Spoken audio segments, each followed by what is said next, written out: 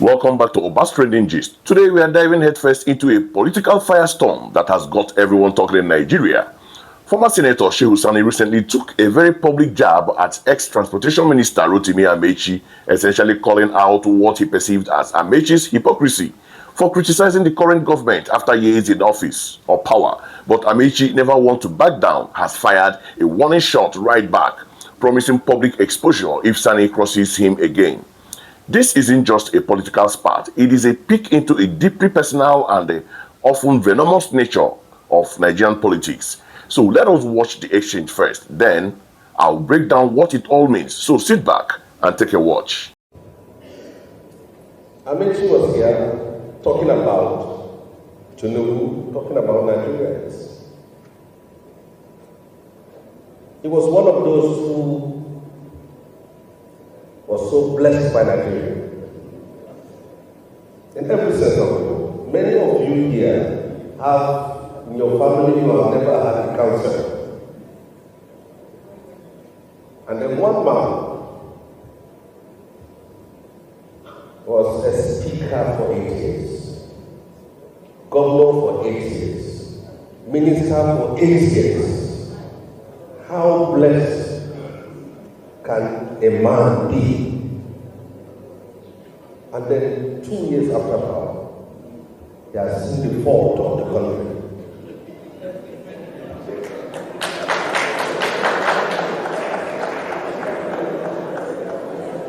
If you can attack the government, can attack the system, you have that innocence and that stainless history of never being in government. You have the right. You have never been a councillor, you have never been a local government chairman, you have never been anything. You are just a Nigerian at the receiving end of the failure of governance. You have the right to speak.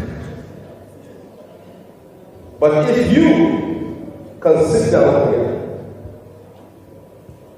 and say we should not look at the messenger, only the message, then you know that one day Tinubu will be out of power and he will stand before you here and talk about the needs of the country. And you should not talk of the masses again. When people have position of authority and power and they fail to deliver, their communication with the masses and the people should be that of public apology.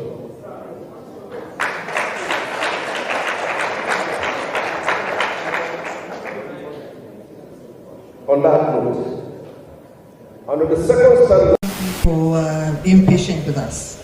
No. I would love to be here for a long time. But unfortunately, I have a 4 o'clock meeting with one of the very important Nigerians. If I knew that you will not finish, I came here at 12. If I knew you won't finish at 3, I wanted a 5 o'clock meeting. Why do I want that? I realized that 2 days ago, I spoke in a national summit on electoral reform. By the time I left, Senator Shehu Sani had abused me. I wish I were there, I would have abused him back. I know him very well, so he can't say things that I know what he knows that most of you don't know. I'd like to use the opportunity to let him know that he shouldn't try it again because I will expose him in public. And I'm not joking. The second one was another electoral reform summit. Robert Azibola, again, because I left, said there was a meeting in America. There was no meeting in America. There was absolutely no meeting in America. There was just one meeting, and we were invited to meet at the house of the Consul General of the American Embassy, the opposition. And I've said what the discussion was about. The discussion was from America. Look, we don't want violence in this election. Opposition assures that there will be no violence. Then to government, don't rig election. That was all. Nobody went there to talk about Christian religion or Muslim religion. But anyway, that's not part of why we are here. If there is somebody who is confused amongst you, I am. I'm extremely confused. What an intense exchange. It is clear there is no love lost between these two political heavyweights. Let us break down the layers of this fascinating confrontation.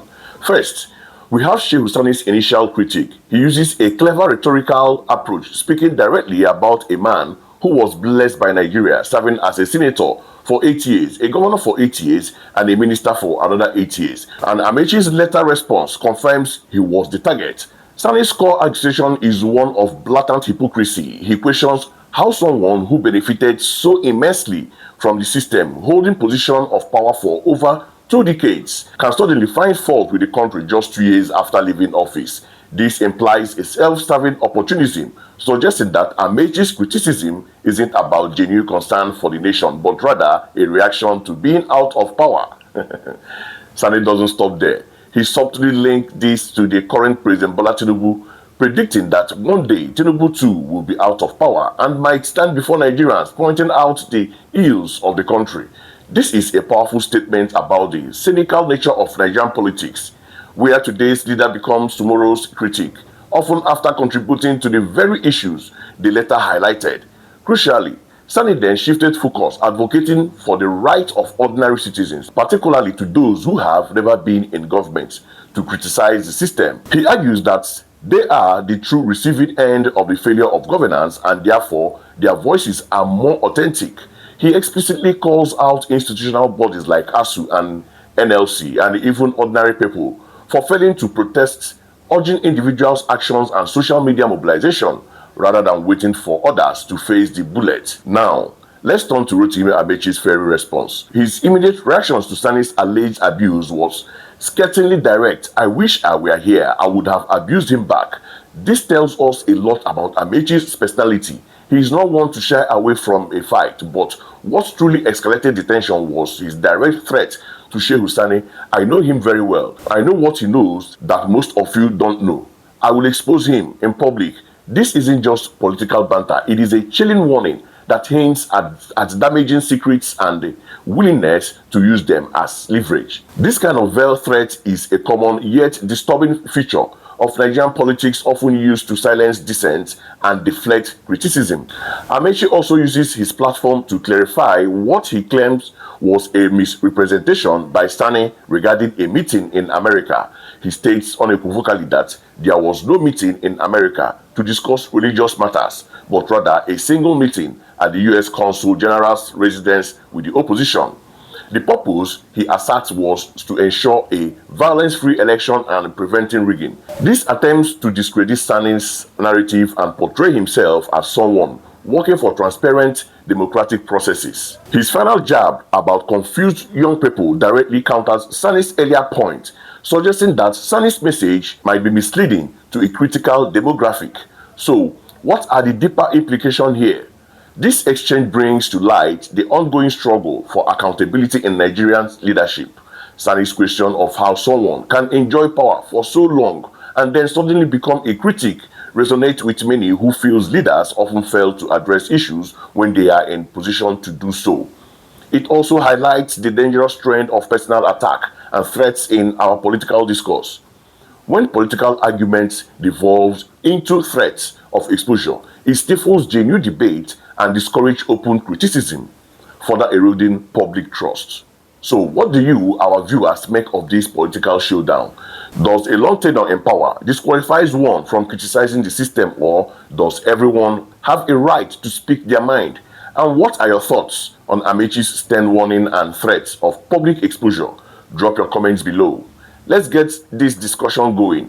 Don't forget to like this video, share it with your friends, and hit that subscribe button for more trending gist from Nigeria and beyond. Until next time, stay informed, stay engaged, and keep the conversation going.